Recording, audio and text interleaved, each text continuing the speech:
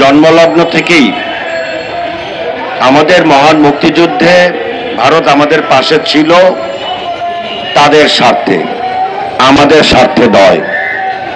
বাংলাদেশ স্বাধীন এবং সার্বভৌম রাষ্ট্র হিসেবে বিশ্বের মানচিত্রে টিকে থাকুক, এটা ভারত কখনো চায়নি।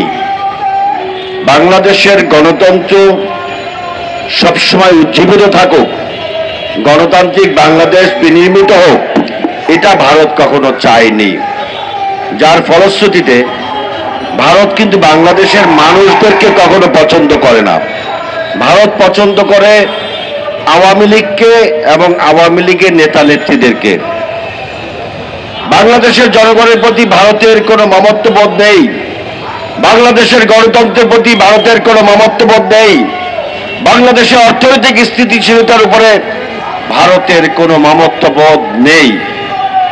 আর সেই কারণেই শেখ হাসিনার মতো একজন নরপিশাচ, কুলাঙ্গার, খুনি, রক্ত পিপাসুকে তারা 17 বছর জোর করে তাদের গৃহলোক হিসেবে জোর করে টিকিয়ে রাখার জন্য বারবার ভারত নগ্ন হস্তক্ষেপ চালিয়েছে।